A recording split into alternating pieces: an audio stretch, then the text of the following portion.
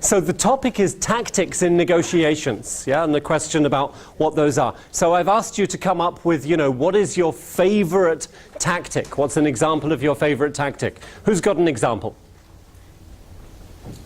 Yes? Silence. Silence. Silence. Ah, lovely. Yeah. Okay. Silence. Don't say anything. Yeah? Use the power of silence. It makes people so uncomfortable. Yeah? And they want to give you more information. Buyers use this extremely effectively, very often. They just don't say anything. And you feel compelled to give them more information. Yeah? So very importantly, when a buyer uses the silence tactic with you, you use it back with them. Yeah?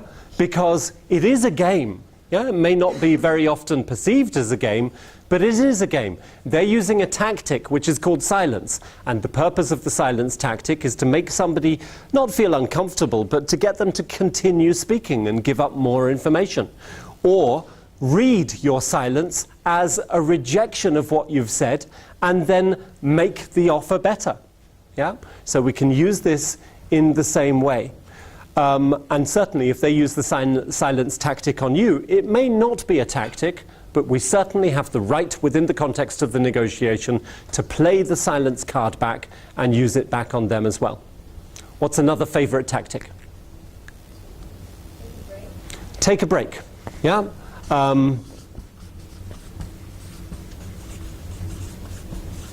So, we won't go into the value of taking a break now, because there is a whole section on it within the negotiation process. Taking a break is an actual mandatory part of the process itself.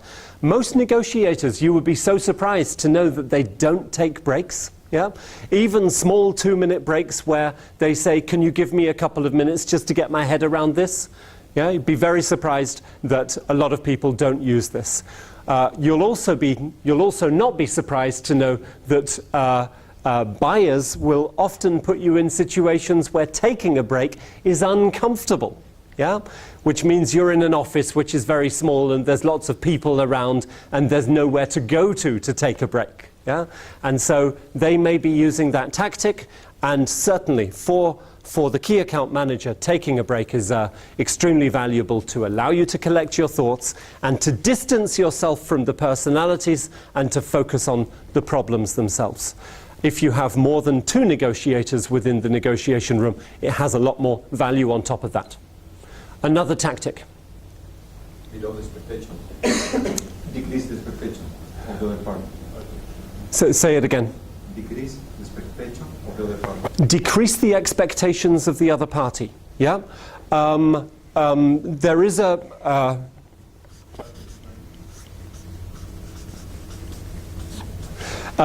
this stands for, my car is bigger than yours. Yeah? It's a tactic that says, my problem is more important than yours. My situation is more critical than yours. Your problem is less important than the main problem, which is devaluing or decreasing the level of their particular point as a negotiation tactic. It may not be true, may simply be a part of the game to then position what you want in a different way. Another tactic. Personal attack. Personal attack. Oh, I like that one. Verbal, of course. Verbal personal. What? So you can't actually hit them? I don't know. I suppose it is a tactic. Certainly. Verbal... verbal... I can't call it attack on film. Being verbal. Yeah? So very often, a stereotypical hard buyer will use verbal abuse. Yeah? And not in many situations. It's something that people feel they need to get trained up for. But in a lot of situations, buyers are absolutely as polite as we are, and we expect nothing less. However, it is a tactic because it makes people feel uncomfortable. Yeah?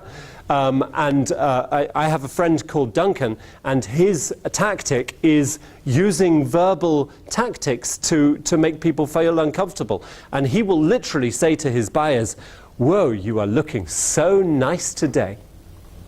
And he says it to guys. and they go, they go, "What?" You know, and they'll start sweating, and you know, and their whole plan is gone, whatever their plan was. And I have another friend who plays the uncomfortable, the I'm annoyed approach. Yeah. So how are you? No, not very good. Let's get down to it straight away. What's wrong? No, nothing. Yeah. And he uses it as a tactic to bring emotion into the negotiation where otherwise there would be none. Because he knows that his buyer will respond to it and say, "No, hang on, what's going on? You're normally a really nice..." "Oh, just having a hard time at the moment." Yeah? So he'll moan about his difficult time in the hope that it will increase his chances of a quality deal at the end of it. A tactic. For me, politeness and jokes. Okay? Okay, so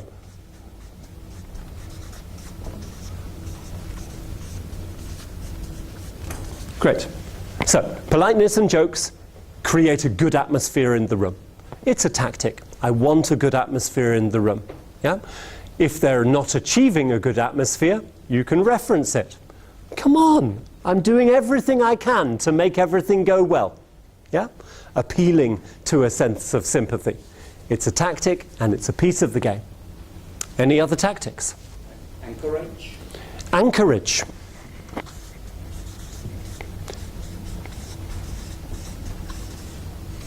There is the anchor. There we go. The anchor that you put out of the boat onto the bottom of the sea. And what does the anchor do? So if a customer has some expectations, I go there with a disruptive proposal, like he wants an increase. I say, "I'm here to decrease something." So starting point of negotiation, it's like from minus to go to zero, instead of starting from +2 to go to 1. Okay, so the anchoring technique is where you put in a number into the mix. And as soon as this number goes in, it creates an anchor. Yeah? And unavoidably, people orient themselves around that anchor because the anchor is attached to the boat and the boat is the negotiation. And it can only go so far away from that anchor.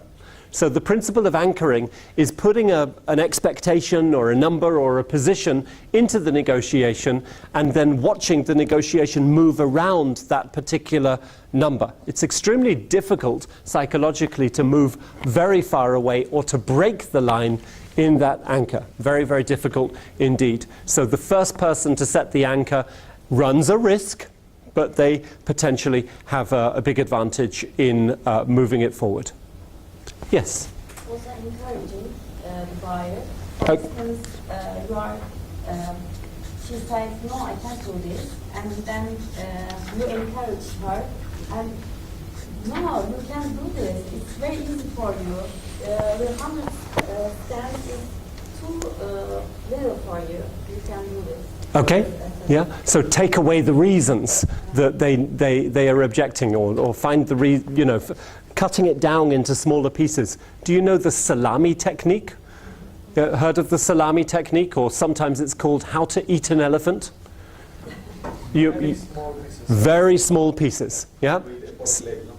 There we go. So if they come with a big argument, you cut it into small arguments, yeah? And this is another tactic. How many tactics are there in a negotiation? Thousands, yeah? One of the main tactics for the clients are to put pressure on the timing. Okay, yeah. What's a minute before already with timing.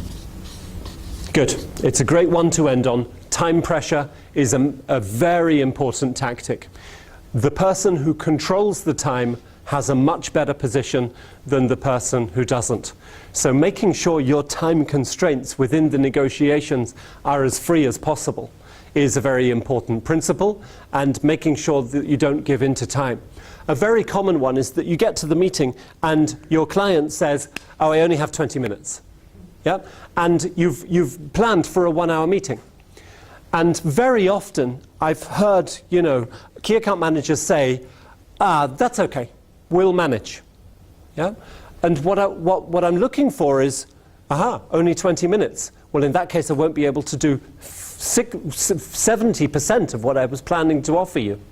It's impossible for me to say the things in 20 minutes that I wanted to say. We'll have to reschedule. Maybe I should leave now. I'll leave now. Let's reschedule for next week. Then we can do 1.5 hours. Yeah? This is the principle of playing the game. Very often people don't play it. And what I mean by playing it is, if they use the time tactic on you, what do you do with it? Do you give into it, or do you react against it? Yeah?